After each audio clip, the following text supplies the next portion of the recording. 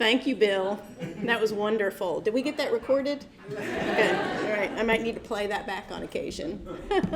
So I know it's already been a long night, a full dinner. I'm sorry.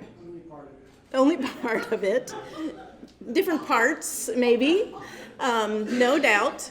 So if we could just, and I do have information, kind of the State of the Union as Bill has described, that I really want to share with you as we think about turning the corner into 2020, which is a pivotal time for this organization. But first, thinking about adult learning, I want everybody just to stand up for a minute. Can we do that? Yeah. And just stretch, because there we go. And I know you're already feeling free to come and go if you need the restroom or you need a drink or you need another piece of dessert, so please continue to do that as well. And thank you for hanging with us a little bit longer. On the other side of this, which you'll see on your program, I'm pleased to share that maybe for the first time in the Prichard Committee's history, we have, well, I know this will be the first time, we have the mayor of Frankfort with us in the atrium tonight, Mr. Bill May, and his jazz band. So following our dinner, please join us for some good jazz and maybe an extra adult beverage while we socialize. So with that, I did want to share with the committee tonight and those who have embraced this work a little bit of our thinking about where we are in education and what that means for our economy in the state. As we enter particularly the final year of the committee's Top 20 by 2020, which was on your chair tonight, it's clear that the alarm we began to sound several months ago needs to become even louder and more pointed. The Top 20 report that we released last year, showing education outcomes as of 2018, revealed that Kentucky's performance had not only plateaued in many areas, but was also showing real signs of decline. We started then, last fall, to caution our policy leaders about the negative effects of constant changes in our education system, a type of churn that leaves schools with little capacity to focus on actually making the changes in our policies. We also urged communities to begin responding to the unique needs of students to spur continued progress. To support that effort, last year we released community profiles for every school district in the state, all 173, designed to equip citizens with information about education outcomes in their communities, early childhood through post-secondary, and also to see local issues related to income and health, which are included on those profiles. Our hope is that communities will begin to wrestle with the systemic and the historical issues that prove challenging for so many students and families and work to alleviate them in a holistic fashion that can comprehensively support greater student progress. We also launched the Groundswell Initiative, a movement intended to invite more Kentuckians and the next generation to be part of this work, to own our truth, and to own our progress together. If you're here tonight because you stepped in to be part of the Groundswell Initiative, please stand up.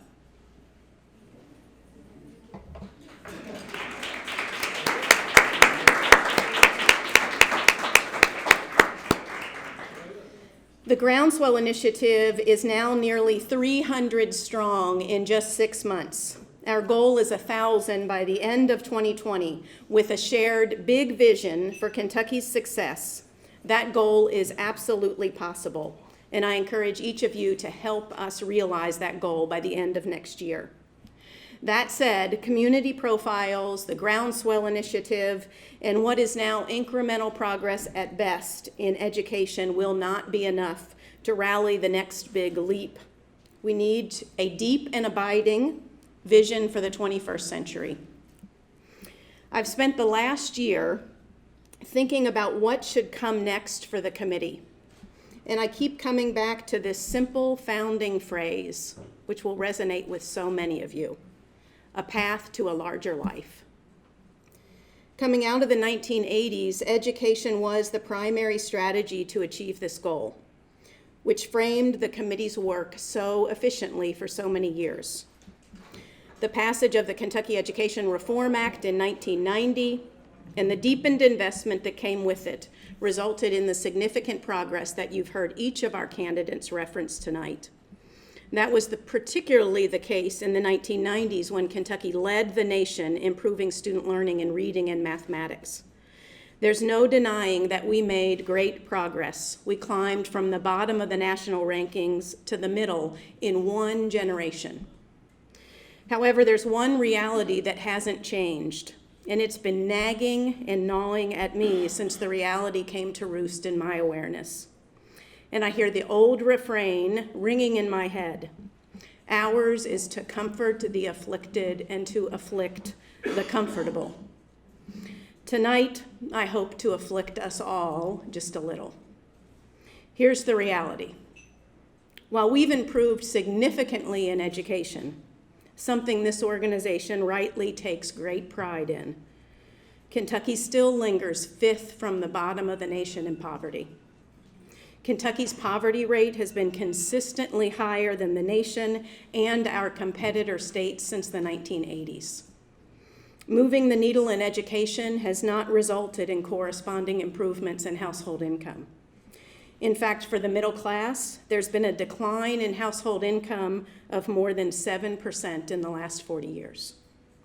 While our progress has certainly changed the trajectory of some individual lives, and that's important, we haven't hit all of the levers necessary for a path to a larger life for far too many Kentuckians.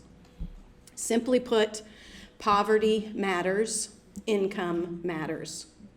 Make no mistake, poverty is no excuse when it comes to having high expectations for our system of education, and we have never accepted it as such. This committee has never accepted it as such. In fact, some of our most significant successes have been for high poverty schools and students. However, the consensus of research to date shows that schools control only between 20 to 33% of student success outcomes. The effects of family income outweigh the effects of schooling 2 to 1. If we are committed to excellence in education with equity, we must begin to wrestle with the lion's share of what will increasingly hold us back from realizing that path to a larger life. And I think we heard that from both candidates tonight as well, and particularly in Ms. Coleman's address about the challenges that she sees so many students coming into schools with today. Kentucky's own research bears this out. The bright spots that we will report on tomorrow, we released this week in collaboration with the Center for Business and Economics Research at UK, shows 2 primary predictors of student success in Kentucky's schools: teaching excellence and socioeconomics. The report highlights 12 Kentucky school districts where students are performing better than expected, given the income levels of their students. The research for this performance is clearly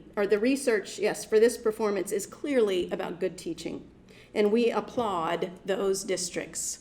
And I want to recognize Russell Thompson, superintendent of Pineville Independent, if he's here tonight, because he's one of those bright spots that we highlight. And I don't think he is, but he'll be with us tomorrow. He just stepped out. Okay. So it isn't a stretch to conclude that many Kentucky schools are likely contributing the full 33% of the school effect that research shows lends itself to student success. Education is one of the best investments we can make, and investing in our teachers to perform their craft with great expertise is the investment we must continue to make and to strengthen. However, if we accept that schools account for only up to 33% of student success, what is the other 64% that we must focus on to take the next giant leap to move our state from the bottom of the barrel in poverty? It's household income. Unless and until we tackle the grim reality of low income for so many Kentuckians, their families, and their children, the path to a larger life will remain elusive, if not increasingly unattainable for far too many of us. I know right now you're thinking, Bridget, we can't boil the ocean. And my response to you would be, in the 1980s, when we were at the bottom of the barrel in education outcomes, this organization set out to boil the ocean, and we did. So what might it look like to address the issue of poverty and low household income to move from hitting a plateau in our progress and beginning to decline to progressing once again in education and in economic development? For starters, it's time the state followed through on a real commitment to high-quality early learning for all of our children. Our children's brains are developing. Our children's brains are developing at their most rapid pace from the age of 0 to 5. Access to high-quality childcare is important and even critical for Kentucky's working poor families. Nearly 13% of Kentucky's families with young children have difficulty holding down a job because of the lack of affordable childcare. High-quality childcare is an imperative for our youngsters to be off on a strong start and for their families to progress in the workforce. Our second big play, if you will, is urgently reinvesting in higher education and committing ourselves to achieving the goal of well over 60% of Kentuckians with a post-secondary degree or credential by 2030. The difference in family income between a high school degree and a post-secondary degree or a certificate can be twofold. If we want an immediate and dedicated strategy to increase sustainable household income, meeting this goal as soon as possible is an imperative. I would even argue that Kentucky's commitment to this strategy should be no less clear and significant than the nation's commitment to the GI Bill in lifting incomes and quality of life for nearly 8 million Americans. Many of us here today benefited from that investment. Over the longer term, we need a coordinated effort between education and economic development, like a 1-2 punch that is laser focused on increasing household income and moving the needle on poverty as signature metrics.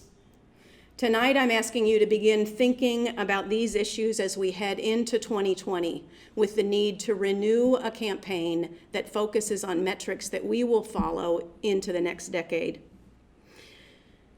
And ask that the committee together design a plan for Kentucky's next giant leap. In the meantime, we're preparing a big, bold ask of the General Assembly in 2020 that begins to make these connections. Following the annual meeting, we'll release a call for a $1 billion investment in education over the next 6 years. We'll ask for funding for 3 primary areas. Number 1, early childhood education, to increase access to high-quality early learning environments that support little learners, preparing them for success in school, and supporting their families to progress in the workforce.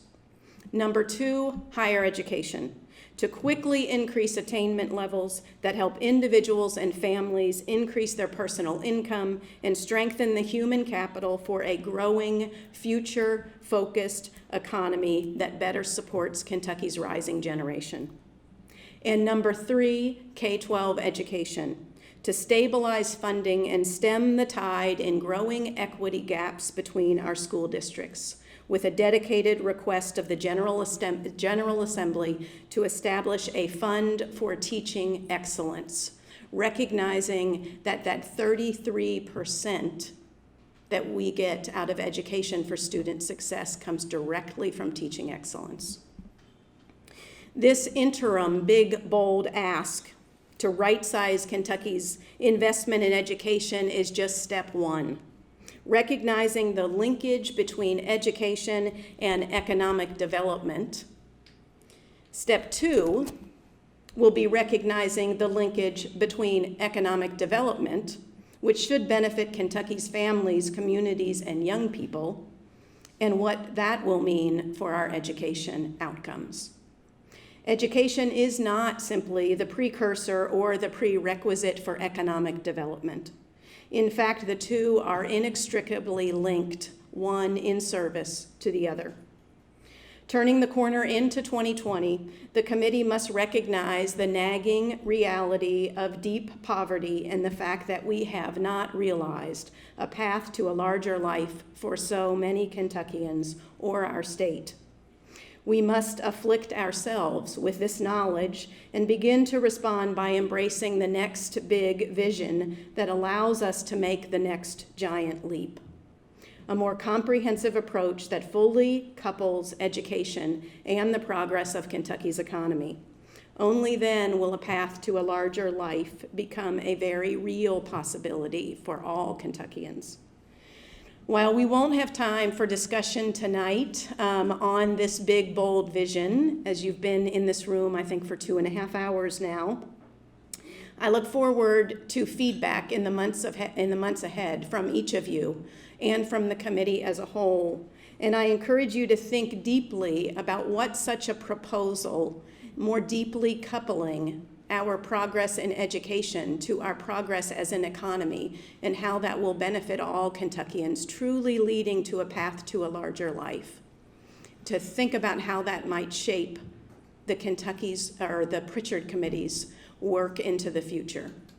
And that together we put together a plan that allows us to take that next giant leap, which we are at this point overdue to take. And with that, I hope everyone will join us for jazz as you turn some of these issues over in your head and say, here's to the groundswell.